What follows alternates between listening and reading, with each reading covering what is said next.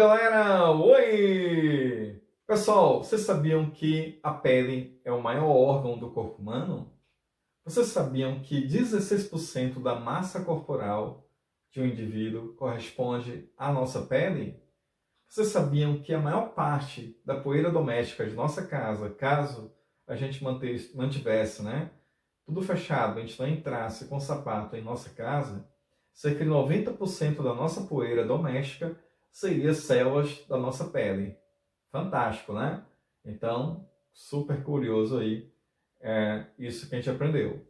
Bom, a pele é algo fantástico, tanto que existe uma especialidade médica chamada de dermatologia.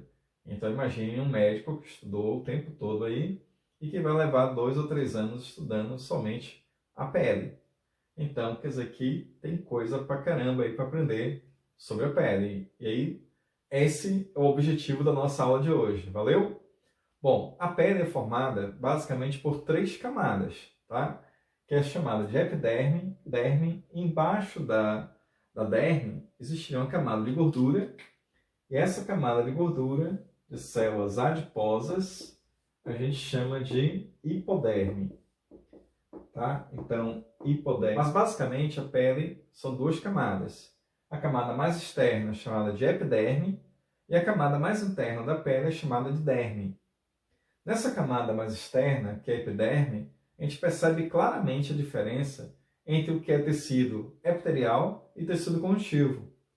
Bom, o tecido conjuntivo se caracteriza em ter células separadas, tá? Então as células são separadas e diversificadas, têm tamanhos diferentes, formas diferentes. E é isso que vocês estão vendo aqui na derme, quer dizer, aqui são uma célula, aqui é outra célula, aqui é outra, aqui é outra. Então são várias células e elas não estão coladinhas uma na outra. E aí a gente vê claramente que a epiderme ela é formada por tecido epitelial, porque essas células estão como? Estão unidas, né? Estão lá tudo coladinha uma na outra. Perfeito. Vamos lá. Então essas células coladinhas uma na outra está formando aí um tecido, epitelial pluriestratificado. O que quer dizer isso? Quer dizer que vai ter várias camadas.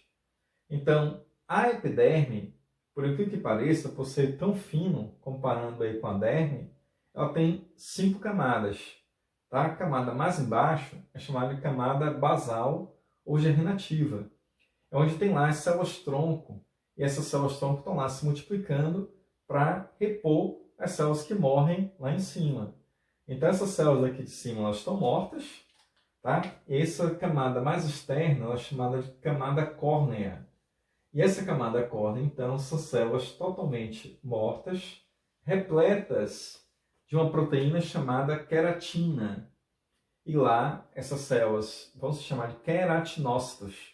Então aqui são as células que estão queratinizadas e formando um super escudo de proteção que vai evitar a perda de água e principalmente evitar a penetração de vírus, bactérias, fungos, tá? Que não vão conseguir invadir facilmente o nosso organismo, porque a gente tem essa proteção de queratina.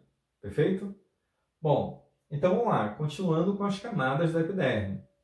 Então a epiderme ela tem a camada basal, que é essa daí de baixo, que vocês estão vendo aqui, colado com o tecido conjuntivo, ou seja, colada com a derme a parte basal. Então essas células-tronco estão lá se multiplicando e protegendo essas células-tronco, é aí que estão os melanócitos. O que é melanócito? É uma célula que vai produzir a melanina, e aí ela vai produzir grãos. Esses grãos, então, são proteínas derivadas de um aminoácido chamado tirosina, tá? E que vai ter a função aí de filtrar os raios ultravioleta, impedir que esses raios ultravioleta atinjam essas células-tronco para que não ocorra o surgimento do câncer. Tudo bem? Bom, então, essas células também, o que acontece com elas? Elas estão na camada ali chamada de espinhosa. Quer dizer que as células então começam a sofrer modificações, especializações, que deixam elas com esse formato aí que vocês estão vendo agora em outra imagem, né? Então mais deformado. A esse formato chamado de espinhoso, que é onde está ocorrendo ali a formação das desmossomos, as interdigitações, as junções gap, que vai deformar essas células. Bom, aí o extrato mais acima é chamado de células granulosas, que é quando começa a produzir a queratina. E aí essa queratina, então, que vai aumentando nas células chamadas lúdicas, tá? Onde, o que é que vai acontecer nessa camada lúdica?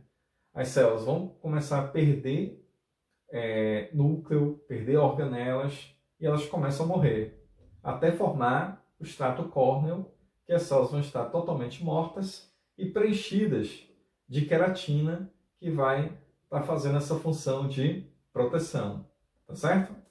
Então essa é a camada mais externa da nossa pele, chamada de epiderme, que é formada então por tecido epitelial. E agora a gente vai tentar entender como é que funciona a derme. Então a derme, ela é formada por tecidos conjuntivos, né, como a gente falou antes. Esse tecido conjuntivo é chamado tecido conjuntivo frouxo, na parte mais conectada à pele, tá?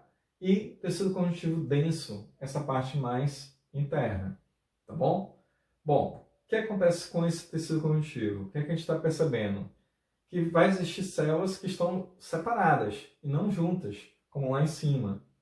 E aí o que é que significa isso? Significa que vão ser células que vão ser super irrigadas, quer dizer que vai ter vasos sanguíneos levando oxigênio, nutrientes, então as células vão estar mais tranquilas quanto a isso, tá? E na pele também, o que acontece? Tem aqui, ó, a célula que vai produzir, as células que vão produzir o pelo, ó, vai produzir o pelo. Aqui tem músculos que vão levantar o pelo, tá? Quando a gente se arrepia, o músculo vai lá e, ó, levanta o pelo, e ali a gente vai ter esse pelo levantado devido a esse músculo que vai levantar o pelo.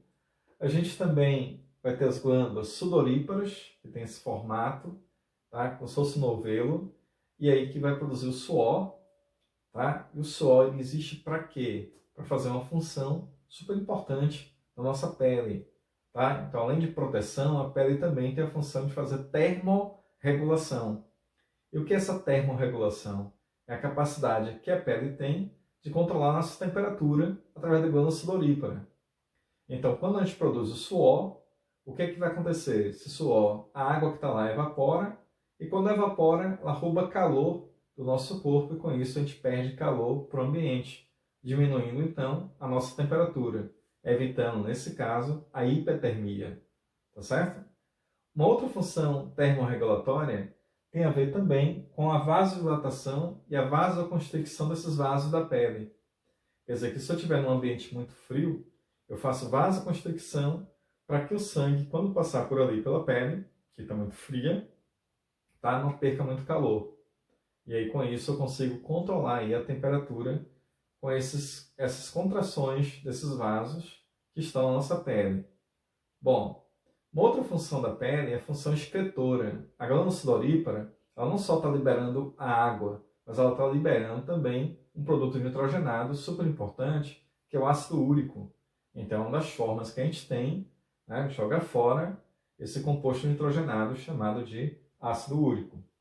Uma outra função da pele é produzir o sebo. Então, as glândulas sebáceas, elas produzem uma substância lipídica, tá, que vai revestir a nossa pele e lubrificar essa pele, tá, deixando a pele brilhante, né? Então, devido a esse sebo. Bom, o que mais que a pele tem como função? Ela tem função também de defesa. Então, outro tipo celular que vai existir na pele, tanto na epiderme quanto na derme, são células de defesa. Na epiderme vai existir uma célula de defesa chamada células de Langerhans, que foi descoberta por esse cara. Então, a célula apresentadora de antígeno, tá? E que tem a ver aí com as reações, principalmente reações de alergia, que a nossa pele vai ter aí, tá? Devido à ligação com antígenos.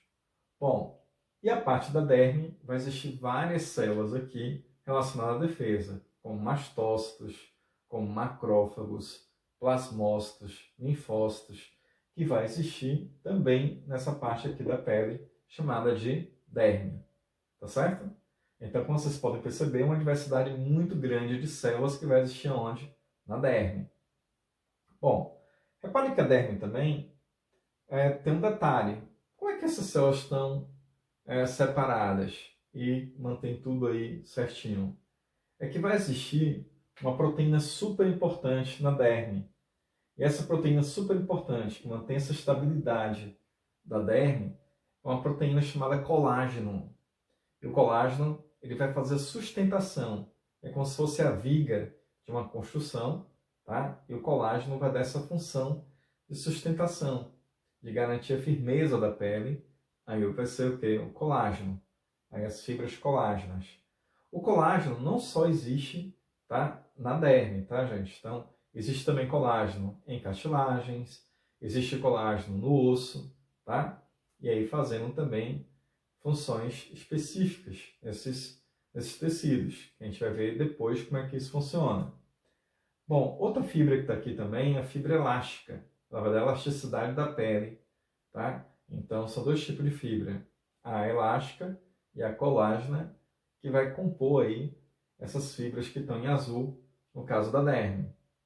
E essa partezinha aqui em vermelho são os vasos sanguíneos que estão irrigando e ao mesmo tempo fazendo um processo aqui de diapedese, quer dizer que algumas células do sangue, principalmente glóbulos brancos, eles saem do sangue caso aconteça algum problema com a derme. No caso, uma bactéria, um vírus. Então essas células vão tentar lá fazer essa defesa, certo? Migrando do vaso sanguíneo, compondo então a derme para fazer essa função de defesa. Perfeito? Bom, e aí com isso a gente tem essa dimensão geral do que é o tecido epitelial, do que é um pouco do tecido conjuntivo, formando a nossa pele. Então espero que tenham gostado, tá? E aí a gente vai aprender bastante aí nas próximas aulas com tecido conjuntivo. Valeu, galera! Oi! Até mais! Se inscrevam no canal, hein, galera?